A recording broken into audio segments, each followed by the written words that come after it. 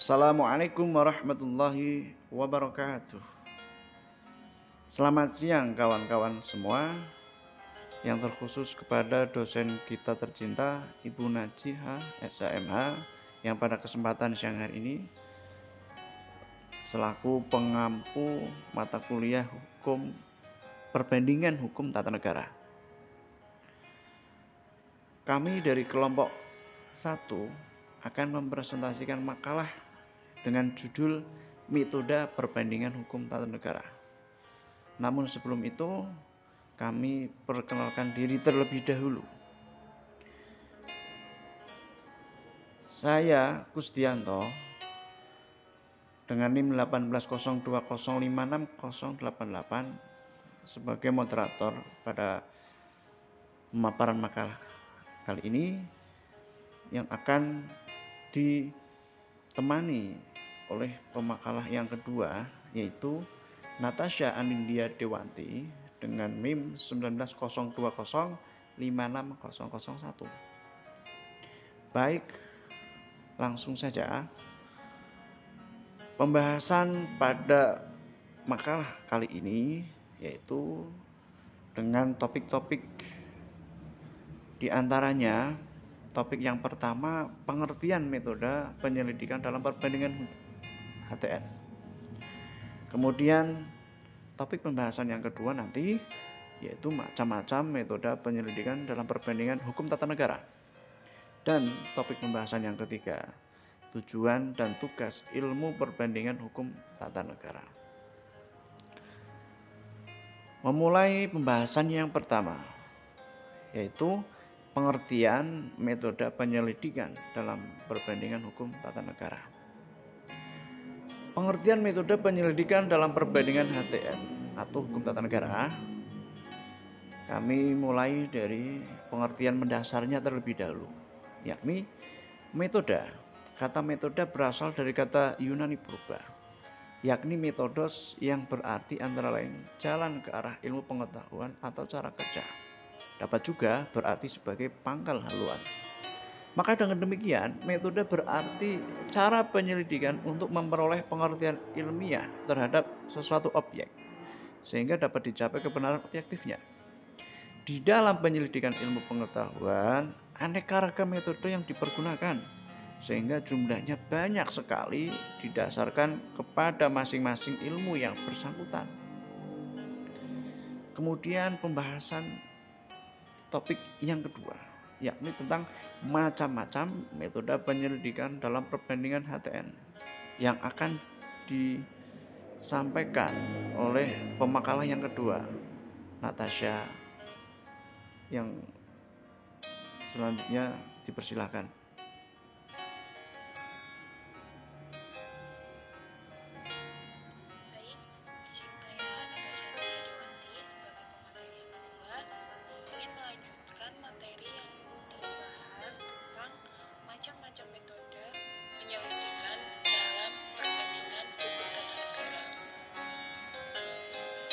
Penyelidikan yang paling banyak dan umum dipergunakan yaitu ada dua, metode deduksi dan metode induksi.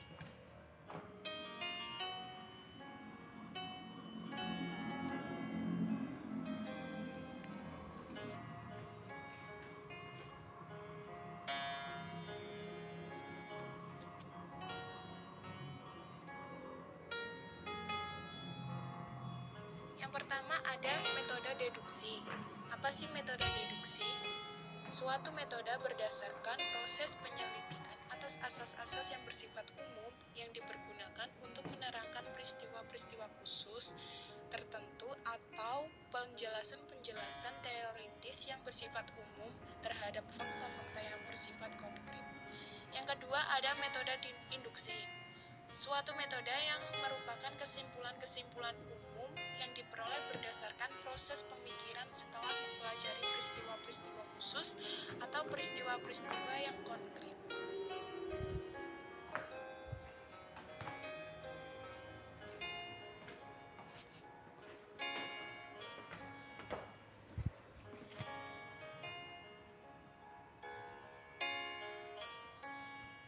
Selanjutnya, metode penyelidikan yang dipakai dalam hukum tata negara perbandingan adalah metode penyelidikan tradisional.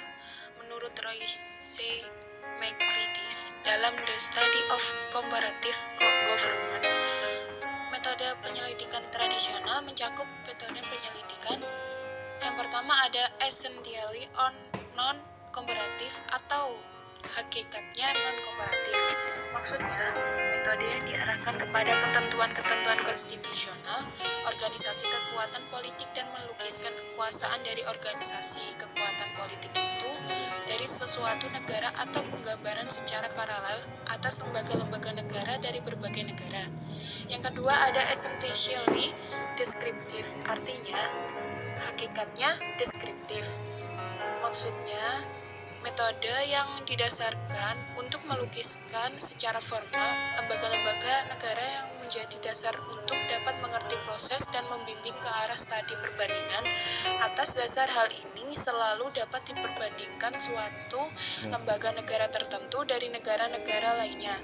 Yang ketiga ada essentially parosial atau hakikatnya parosial. Artinya metode yang menitik beratkan pada lembaga-lembaga negara di Eropa Barat.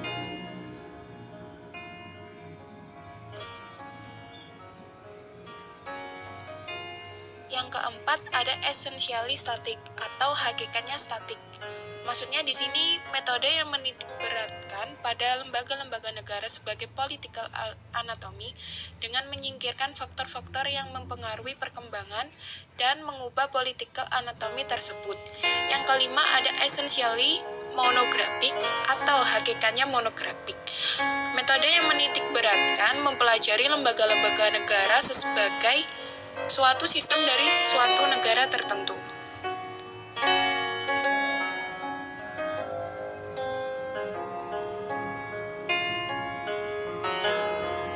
Pembahasan yang ketiga tentang tujuan dan tugas ilmu perbandingan hukum tata negara.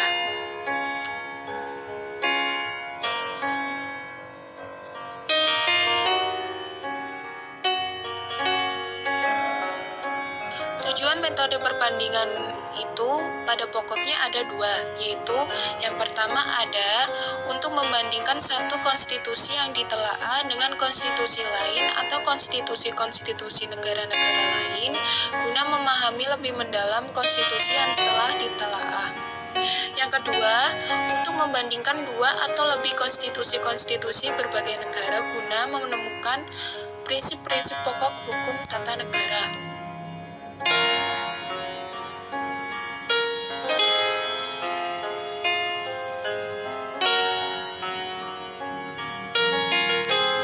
Selanjutnya tentang tugas ilmu perbandingan hukum tata negara. Yang pertama menurut Cronenberg adalah untuk menganalisis secara metodis dan menetapkan secara sistematis bermacam-macam bentuk atau sistem ketatanegaraan. Ciri-ciri khusus apakah yang melekat padanya, hal-hal apakah yang menimbulkannya, dengan jalan apakah hal-hal itu berubah, hilang, dan lain sebagainya. Yang kedua, menurut pandangan Roloff Cronenberg dalam bukunya In the Virginia Canada State Wetenschap, tugas ilmu perbandingan hukum tata negara adalah melakukan perbandingan, artinya menyelidiki persamaan dan perbedaan serta faktor-faktor yang menyebabkannya dari sistem hukum tata negara di berbagai negara. Yang ketiga, menurut pendapat Nasron, ilmu perbandingan hukum tata negara ini bertugas untuk mendapatkan negara yang seharusnya atau negara yang dicita-citakan, atau maksudnya states ide yang akan berlaku di mana-mana.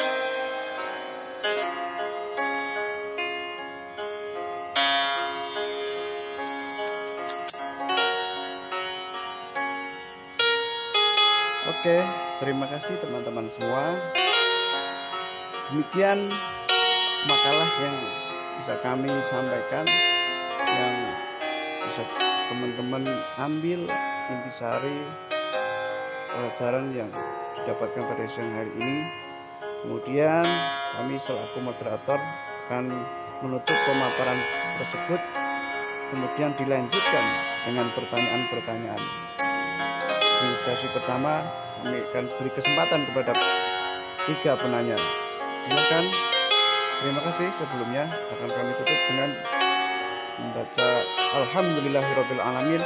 Wassalamualaikum warahmatullahi wabarakatuh.